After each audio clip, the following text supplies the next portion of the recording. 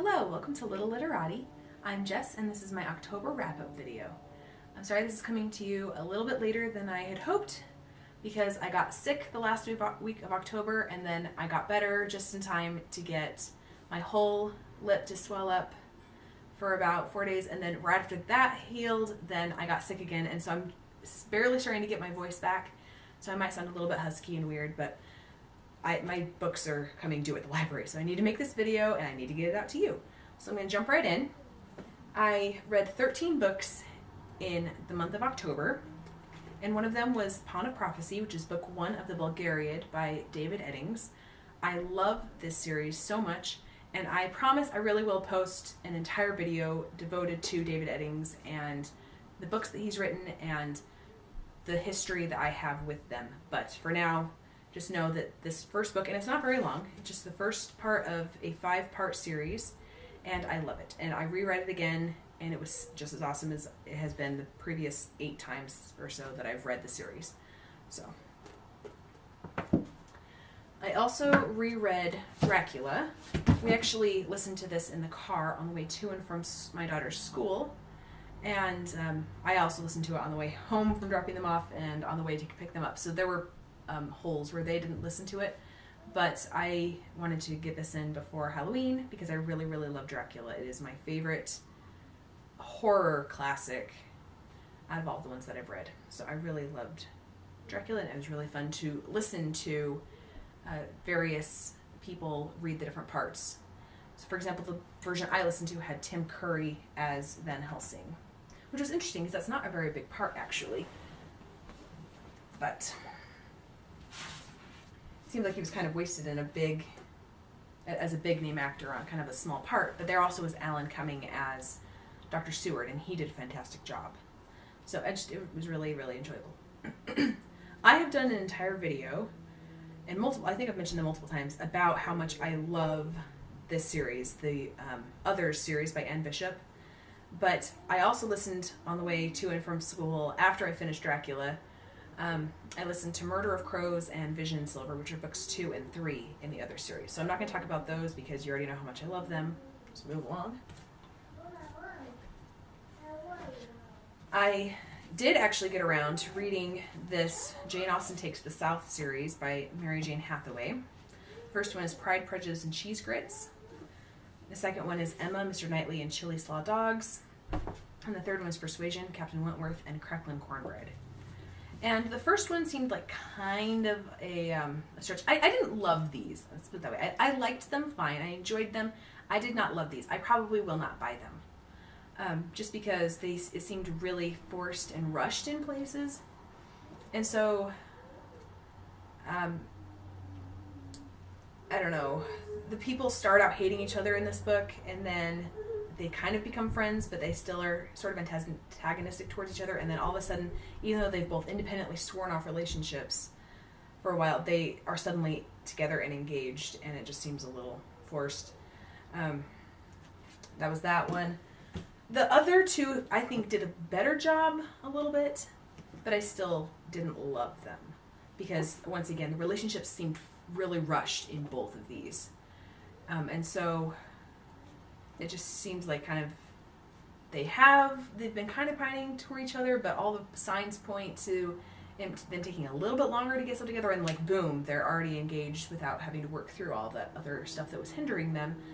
So also, I get that it's the South, but every single one of these books was really, really involved in the Civil War reenactment stuff.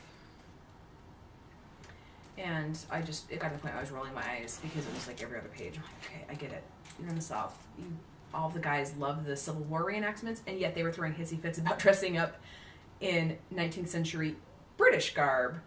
Like, but you're okay wearing 19th century American garb. Like, what's up with that? Just for the sake of your girl, like, make her happy and put on the breeches, for heaven's sake. Anyway, moving on. This series by Megan Shepherd starts with The Madman's Daughter, which is inspired by The Island of Dr. Moreau. And I I don't know if it was just like first books in the series just didn't really grab me this month, but this one I didn't quite feel a strong connection to, probably because I've never read The Island of Dr. Moreau. The other two I seemed to like a little bit better. So the second one was Her Dark Curiosity, which is inspired by Dr. Jekyll and Mr. Hyde, which I also really enjoy. And this one, I knew, it was pretty obvious who the alter egos were going to be. But I did think it was very clever, the play on the names. I thought it was really, really clever and sneaky, and I could see how the groundwork had been laid in the first one. I thought that was really, really well done. And there were parts of this that, again, I thought were really clever and I really enjoyed. And really surprised me, actually. And then the third one is A Cold Legacy, which is inspired by Frankenstein. And again, the groundwork for this was laid in the second book, so it's just each book kind of built on the previous book. And I don't really like Frankenstein.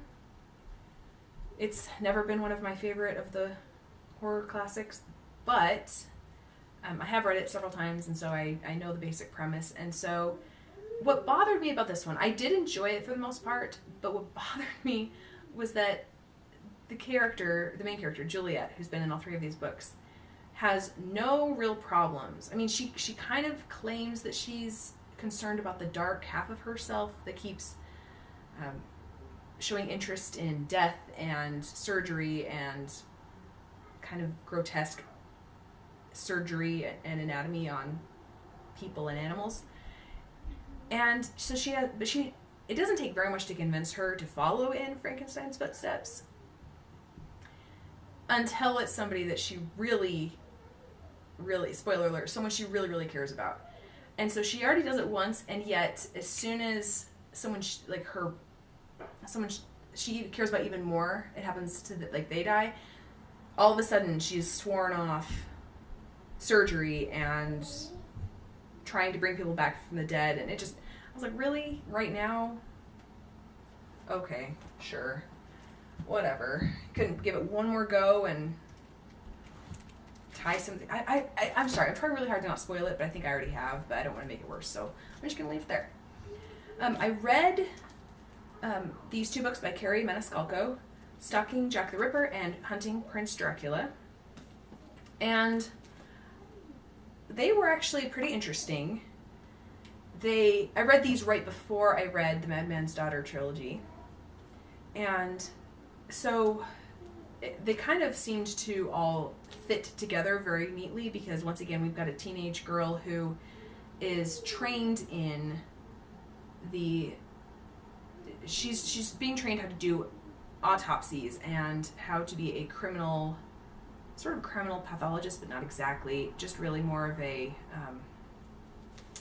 can't think of the word, a mortician, but not exactly. Anyway, she knows how to put a body together. She knows what all these different illnesses might mean, and so in the first one she's able to piece together clues and figure out who Jack the Ripper actually is and then stop them.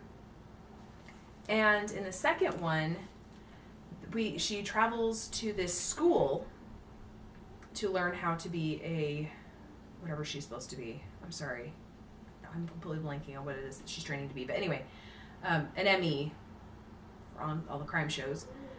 And she goes to not Bram Castle, but the place where Dracula was supposed to have lived, and people start showing up with no blood. And so she doesn't believe in vampires, but she's trying to figure out how these people have died and who could have done it and how and why. And so that adds extra layers of mystery as well. So those were interesting. Hoping this will balance. And then the last book I read, although not chronologically, was The Language of Thorns by Leigh Bardugo. And I had actually checked out the library edition, but then this came in my Fairy Loot box this past month, and so I'm showing it in this video. But I loved this book. the fairy tales in here were obviously made up for the world in the Grishaverse. And so several of the countries have contributed at least one fairy tale, possibly two or even sometimes three. And so obviously they're not the fairy tales that we grew up with, but you could still hear echoes of some of those same fairy tales in these stories.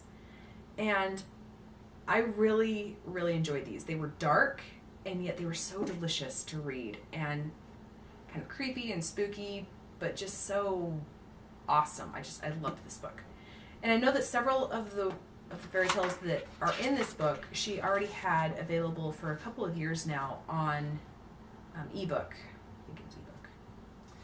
I hadn't read them though, so I hadn't read them until I checked out this book from the library. And I love one of my favorite features. So my copy has the red foil instead of the gold foil on the cover. But one of my favorite things about this book was that each fairy tale will start with a single illustration in one of the corners. And then as the story is told, the illustration gets added to and gets larger and more complex.